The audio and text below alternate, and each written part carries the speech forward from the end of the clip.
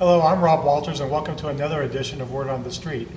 Today I have the honor of talking with Megan Krager, who's the park manager at Bays Mountain in Kingsport.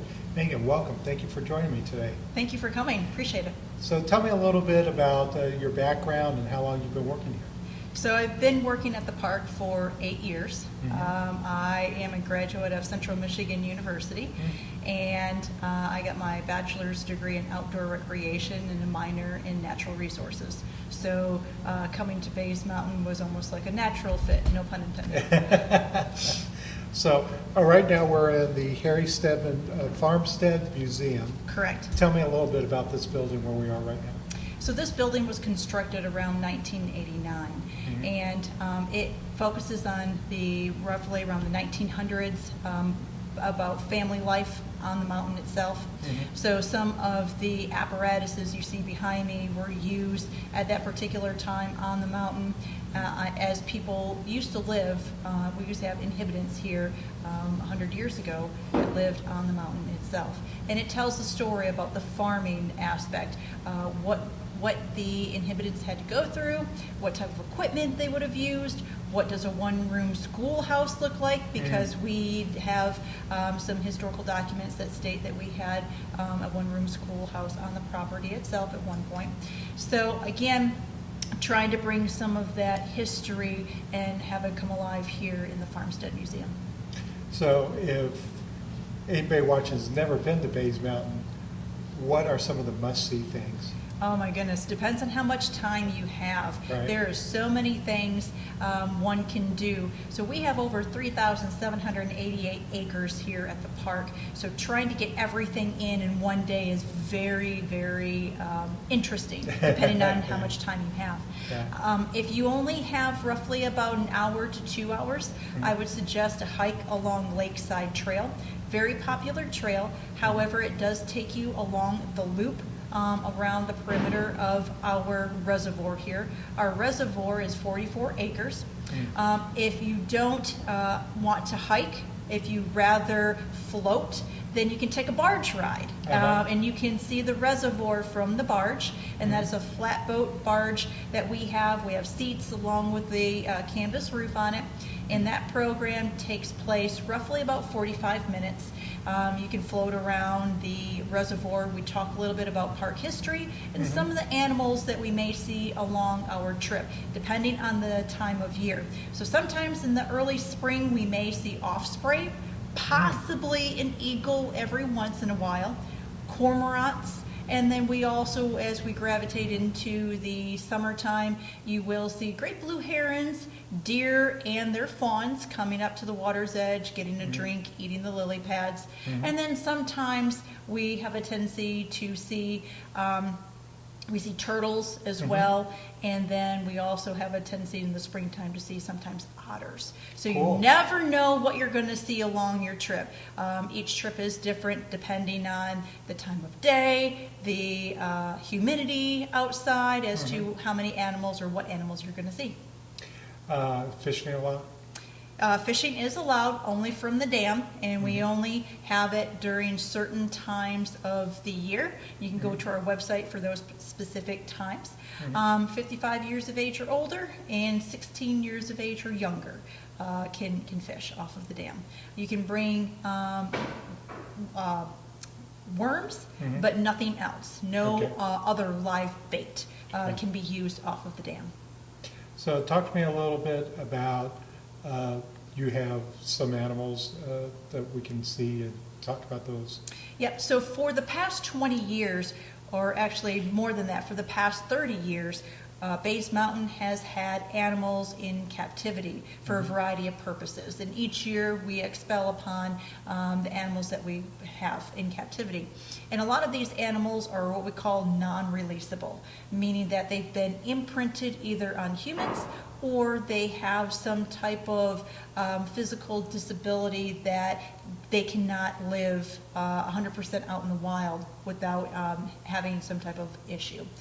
So that's why they come to our park. And so we do have bobcats. We have Carter and Cash. They came from Montana a few years ago. We also have Jamie and his friend Sabra. Those are the red foxes. And then we also have a variety of raptors, a variety of turtles that we have here, salamanders, snakes as well. If you are into snakes, we have a variety of snakes in the herpetarium. And then we also have 5 gray wolves here on site. Now, in the next few years, we are working on a brand new state-of-the-art otter habitat. So a few years ago, our otter passed away, and we have been working feverishly to provide a habitat of some sort. And so here in the next few months, we are hoping to break ground on a habitat that's going to be completely state-of-the-art. When you go over to Knoxville Zoo or you go to Nashville Zoo, you'll see that they have viewing windows that allow for the public to see the otters move around and play in the water and above the water. Well, we will incorporate that into our plans here for the park. And so it's going to be a monumental event. It's going to be something I know that the park guests have been wanting for a very long time. We had a survey that took place back in 2023, and we asked the public, you know, what's your favorite animal? And a lot of people said otter. And so we're hoping, we're working on getting the otter, and we're working on getting it back here at Bays Mountain. Cool. Great wolves are pretty popular. They are. Of course, a lot of people, they don't have the opportunity to see a wolf up close. And so they are very interesting to look at because they're trying to figure out who you are. And at the same time, you're figuring out who they are. And so watching them move around in their animal habitats, and a lot of people are very shocked when they see how tall they really are. They're thinking that they might be something a little bit small, but then when they see them, they're like, oh, wow, they're pretty big. So they're a little bit bigger than a German Shepherd. And they have the opportunity, or park guests have the opportunity to watch a wolf feeding. So our wolf feedings take place on Wednesdays and on Saturdays at 2 p.m. Free program for the family, and you can ask as many questions as you'd like with the park rangers that are out there, and we'll talk a little bit about the wolf pack, wolf dynamics, conservation efforts going on, and a little bit about their diet. What do you feed them? So it depends on what we have in the freezer. So a majority of the time we have something called Nebraska brand. Now, Nebraska brand is ground up horse meat, has a high protein content. Sometimes we do get bones from the local butcher shop that we throw in to help with their teeth. And then also too, sometimes we have individuals that have gone hunting and they may not have enough tags for their animal, and so they bring them to the park once in a while, and if we have room in our freezer, we will then take that in. So a variety of different options. We want to make sure that we stay true to their natural diet. No hamburgers, no roast or anything of that nature. Again, that's typically not on their typical wild diet. So we try to stick to that as much as possible. Do they recognize you when you come up? Oh yeah, a lot of our park rangers, especially our animal care staff, they work with them a little bit closely than myself, and they recognize them. They know, they can smell a lot better than what we can, and so sometimes when we're out milling around at the herpetarium, they're like, oh, I know who's here today, you know, and they know certain ones are going to probably come out and see them and help clean around their animal habitats and that sort of thing. So we do have some staff that they know quite well. Talk to me about the planetarium. Okay. The planetarium has been with the park for quite a long time. Interesting fact, when the planetarium was created, it was actually not created for a planetarium itself. The space was going to be used for kind of like a auditorium type space. But as we started building the nature center, we decided, hey, there's not a planetarium within the area, so why not take this space and convert it to a planetarium setting? And so that's when the idea of planetarium came about. And we have some equipment in our planetarium that is truly state-of-the-art. A couple of years ago, right at COVID, we updated some of our star projectors that allows us to look deeper into the night sky prior to what we had beforehand. And so these renovations were over $1 million. And so we have one of the state-of-the-art planetariums within basically the continental U.S. And we work with a company called Zeiss. They are from Germany. And we get the star projectors and from that area. And there is a company here in the U.S. we work with, trying to make sure if we have an issue going on with a computer or with a projector, we're in constant communication and making sure everything is working properly. And sometimes we have to learn new things. And so they're working on different bugs and solutions, because we may have seen like a glitch and we haven't seen it before. So we reach out to them. Hey, how do you have some pointers or tips on how to fix this? And they'll help us out in that aspect. The planetarium has been around for quite a long time. And the seating arrangements have changed over the years. We now can seat 93 in the planetarium. We do have some ADA accessible seating within the planetarium itself, so we can include everyone to come in and watch a planetarium show. Typically, a planetarium show lasts anywhere between 30 minutes to 45 minutes long. The show itself may be 30 minutes, but we'll have 15 minutes for a star ID or question and answers, depending on the show itself. We do, at one point, we had enough staff to produce shows. And so our shows went out to 52 countries worldwide. And that was when we had quite a few staff at that time. Our focus is actually has been pulled, and we don't do as much producing as far as shows are concerned currently, because there's so much going on here at the park. And so we've cut down on our production. The last show that we produced was Totality, and that was roughly about 2017, talking a little bit about the solar eclipse and that sort of thing. So, to run a park this large, you must rely on volunteers. Yes, we do. Talk to me about your volunteer program. We have a wonderful volunteer group here at the park. And when I say the park, there is something for everyone. We literally have something for everyone here at Bays Mountain Park. And we have volunteers that come in once a year, help for a few hours, or we have volunteers that come in every other day. And when we have 3,788 acres, we need a little bit of help. And we appreciate the volunteers that come in. Our Raptor Center is a good example of our volunteers. Our Raptor Center was put in 1998. And it was put in with the help and fortitude with the volunteers at that time. And they had a vision, they generated funding, they were able to make the Raptor Center and construct the Raptor Center, and we still have volunteers that are working our Raptor Center. They go in the morning, get the birds out, weigh the birds, they then clean the pods.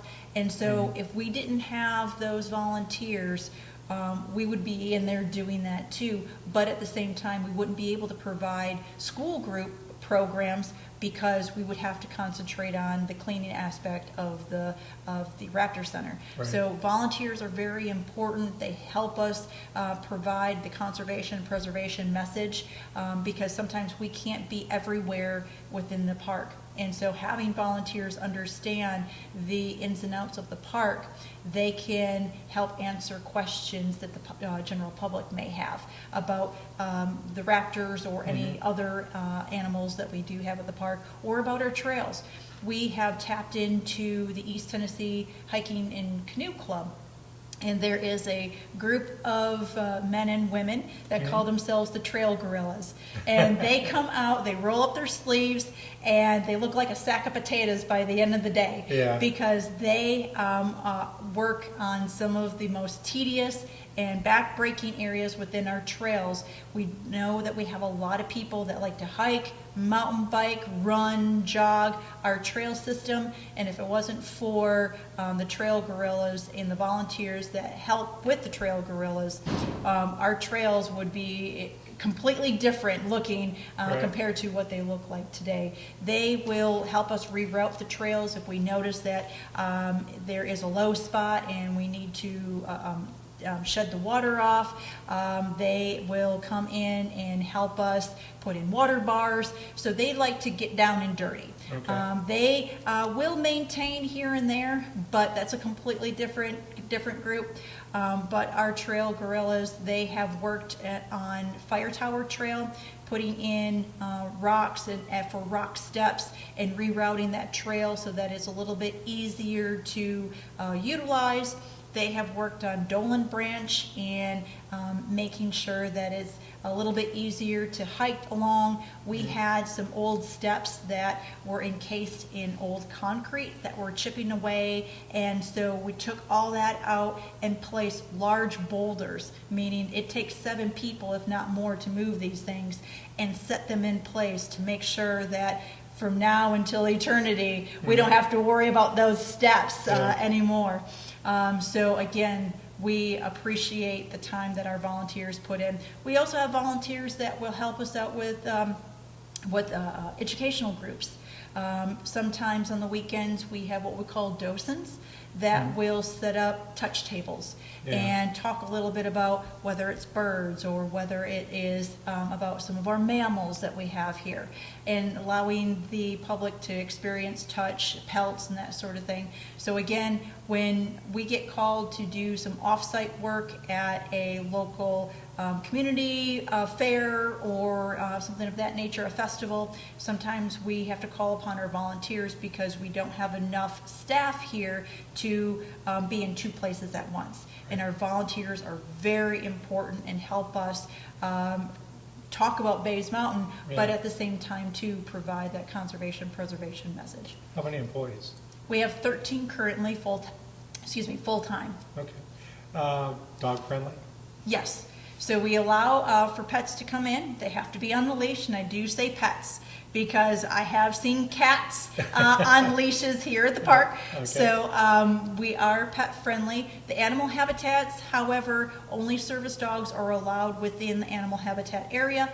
Otherwise, all around the animal habitat area, we do allow dogs on a leash. Okay. How many visitors a year? We have roughly around 200,000 visitors. Impressive. Mm-hmm. And the park opened when? So the park opened in May 24th, 1971. Excuse me, May 23rd, 1971. Okay. All right. So quick math, 55 years next year? Correct. All right. Yes, we just celebrated our 50th back in 2021, and we had a great time, year-long celebration. It was great to see some of the former staff come on out to the park, share their stories of when they worked here at the park, and we had a great time celebrating with the community. The community also shared different stories of their family spending time at the park and being able to see the park change over time. Yeah. And so it's great to see that when having those dynamics here at the park. We do know that we have a lot of families that come in, especially like around Fun Fest time. Right. The kids will come back into town and they love to go through the kids' cave, kind of like their nostalgia, so to speak, and they'll try to wiggle through the kids' cave even though they're 30 and 40 years of age. They're still living their kid years, so to speak, or reliving their kid years. So when you need quiet time, where do you go in the park just to take a breather? That is a good question. It will just have to depend because I have been on all the trails at the park, and it depends on the time of year because some trails you can get to within a few minutes, and some trails it's going to take a little bit longer. Yeah. So it's like you have to clean your calendar or your day for that type of hike. So again, it just depends. Dolan Branch is a great area. If you want to get away for a few minutes, you have the creek that's nearby. You can hear the creek running over the rocks down there.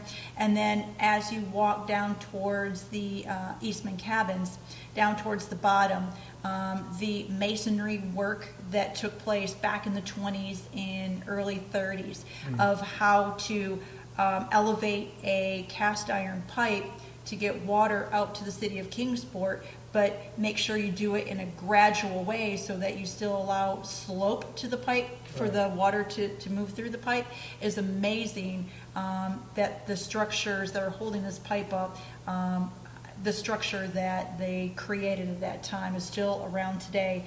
And also it's interesting because in that area, you don't drive to that area. You had to hike all of those supplies in. So you had to hike all the tools. You had to hike in all of the rock. You had to hike in. So again, the engineering that went into that is just amazing. So every time I'm down there, I just stop and I look, and it's just like, wow.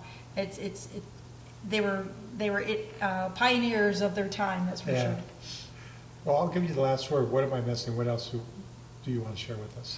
There is a lot of interesting tidbits and things about the park that it would take hours in order to go over. If you like history, I would suggest going to friendsofbays.org. We have some great association members. Part of the association, they have these subcommittees, and we have a history committee. And this history committee was actually created during the 50th anniversary. And we have some volunteers that have taken it a step further. They have really been able to dive in to figure out what is the true history of Bays Mountain. So they have been able to talk to ancestors or relatives to those that used to live here at the park and be able to fill in gaps that we had questions about for several years ourselves. And so they have a lot of great history about some of the families that used to live here on the park. And they have some great history hikes that will take groups to some of these places that if you happen to be hiking and you just didn't pay any attention, and then they bring your attention to the pile of rubble that might be sitting there now as to why that is important. Right. And why is there so many yucca plants in a particular area? So it is great to be able to talk a little bit more, dig a little bit deeper, a little bit more about our park history. We've had stuff like that. We've had a few things, but we're able to answer more questions now.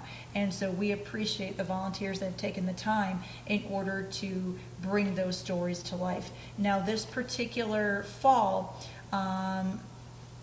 October 10th and 11th, we're going to have storytelling here at the park. And the storyteller has taken some of those stories from the mountain and will be using it in her storytelling when she provides storytelling in October 10th and 11th here. And that will be a Friday and a Saturday. That is correct. And it is sponsored by Knoxville TVA. And so the programs are going to be free to the community. Excellent. Well, Megan, thank you very much. It's been an honor talking to you. Thank you. And we'll see you next time on Word on the Street.